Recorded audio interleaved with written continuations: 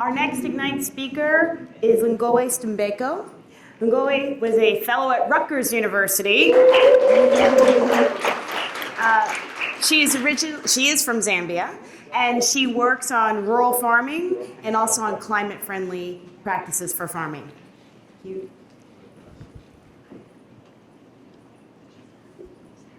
Good morning, everyone.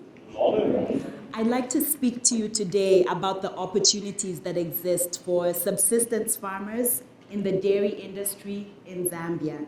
Now, Zambia, together with Zimbabwe, is home to the Musi Otunya, the smoke that thunders, the mighty Victoria Falls. Next slide. We have a population of about 15.6 million people, and 60% of these people are under the age of 35. 60% of our people live in rural areas, and most of these people are subsistence farmers. 80% of our GDP comes from the export of copper and other minerals. Next slide. So when I think about opportunity and my country, Zambia, several sectors come to mind. I could talk to you about diversification in our mining industry. So it's no longer about copper alone. I could talk to you about emerging manufacturing industries. I could talk to you about the tourism industry. So now it's no longer Zambia, Victoria Falls, but Zambia, let's explore, because there's so many other things to see. However, nothing speaks of opportunity as boldly as agriculture does in Zambia today. Next slide. 21% of our GDP comes from agricultural production of one sort or another.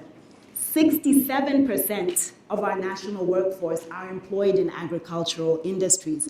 However, only 15% of the available arable land that we have is actively being utilized for agricultural production. But we do have growing demand, both foreign and domestic, for agricultural products. Now, I am an agronomist, and my grandfather was a subsistence farmer. However, by the time he died, he moved the level of his family from subsistence to a sort of semi-commercial farming enterprise.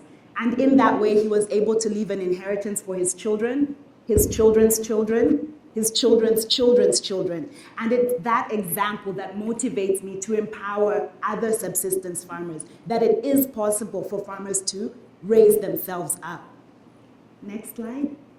There is strength in unity, and the platform that dairy cooperatives provide for farmers in Zambia is a point of unity. Now, there are two main things that make the dairy cooperatives the model for agriculture for subsistence farmers in Zambia today. For one, these are farmer-owned, farmer-run, and farmer-serving businesses. The farmers run the enterprise themselves. So we could have a situation where NGOs such as the Golden Valley Agricultural Research Trust that I work with could come in and support these enterprises. USAID comes in, Land O'Lakes, those kind of organizations come in. But when they pull out after their 1 year or 2 year or 3 year terms, these cooperatives, such as Batoka Dairy Cooperative, where I live, remain standing. In addition, and secondly, these businesses have the potential to expand. So diversification, moving from being maybe just producers of milk to having enterprises that run agro-input supplies to their communities, makes this the model that I want to see in other areas of agriculture in Zambia.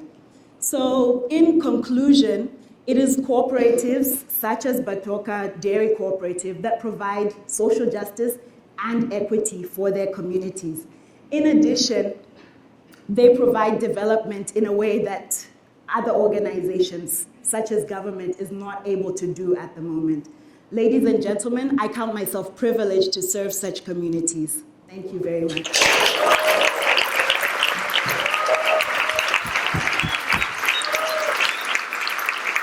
Thank you, Lungowe.